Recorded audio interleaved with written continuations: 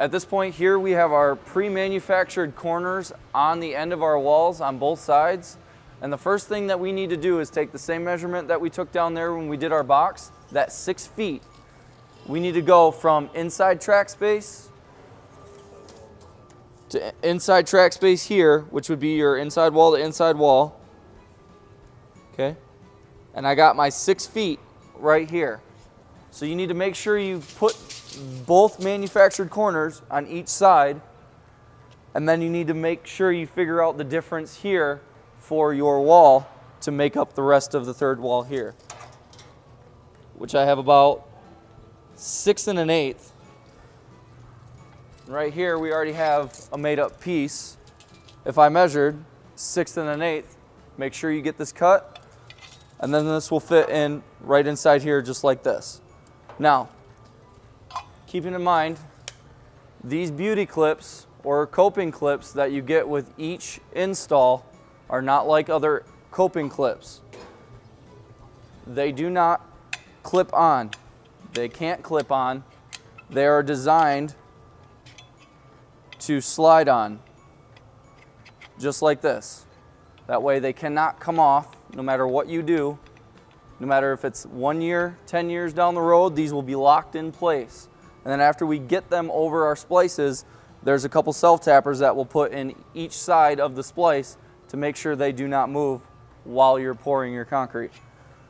So putting one coping clip on each side. Those are ready for our centerpiece to go in. We'll move these a little bit out of the way for a second.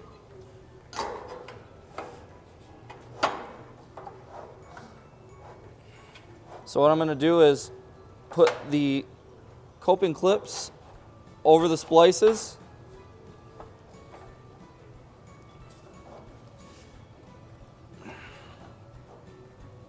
And what I really want to do is just make sure I look down the pool wall, make sure it looks nice and straight, move it accordingly, whatever you have to do. But when you actually set these up, you should be able to look down the corner, and your corners should line up relatively nice to your pool wall.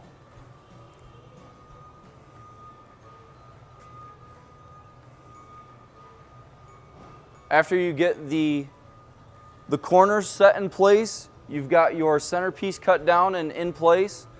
Now we can actually self-tap in the back all the way along, making sure you get each piece and each splice secured tightly.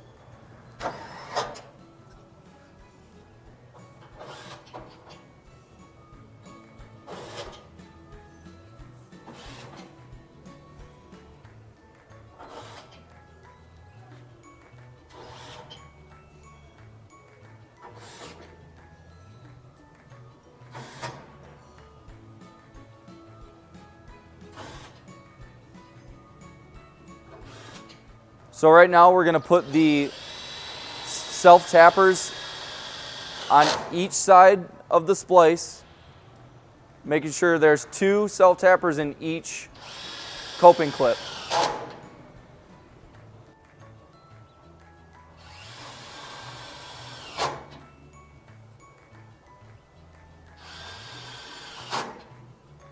Now that's done, the third side wall is done, and we will start to work on each length of the pool going down towards our box. Okay, so now that we have the third side done, we're going to work on our motor side here going down the length of the pool. Now, typically you will be putting in a full length here and then making a small cut for the distance between your transitional piece going into the box and where you leave off. However, since this is a smaller pool, we only go from the corner to our transitional piece, but it'll be representing the same exact look that you'll be seeing on your pool.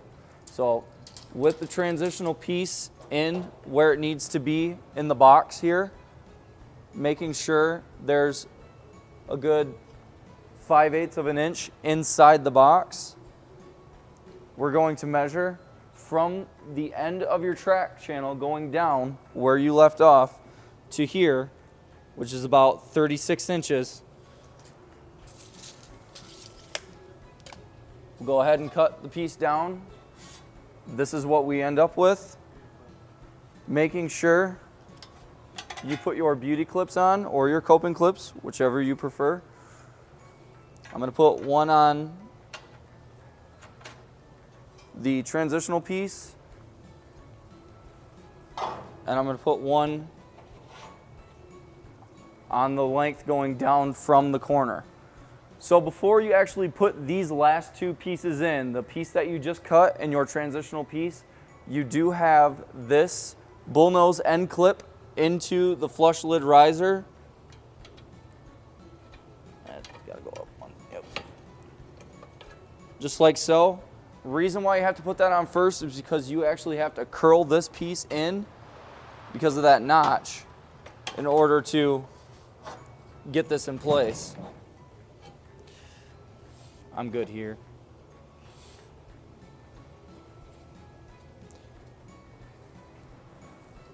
Okay, so when that's in place, you can screw that down, and then this piece, actually we'll probably have to put this piece together.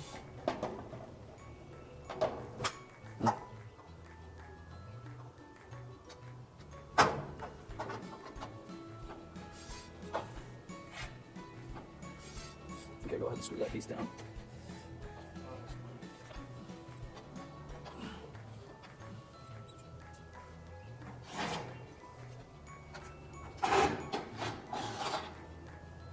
Okay. Making sure your beauty clips are in place. You can work your way down that last couple sections of track.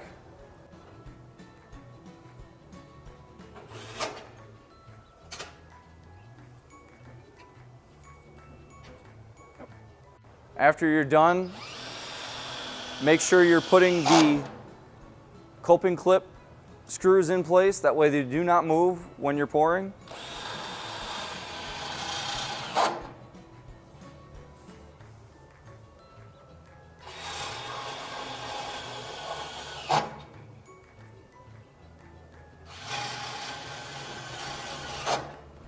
So at this point now, you'll actually put another one of those self-tapping screws inside the track channel here for your clip. That's just keeping this in place, that way it doesn't move during your pour. So now that you have the motor side done, we're going to work on the non-motor side here where Adam's at, putting in that transitional piece first.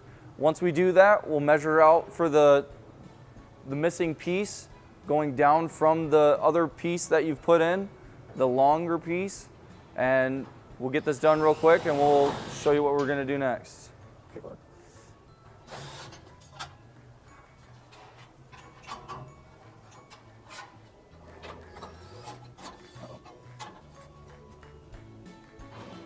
I got some.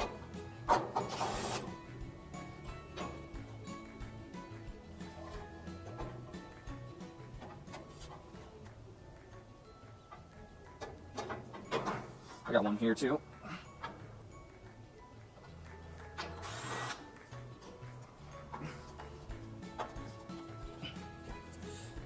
I'll be in over here.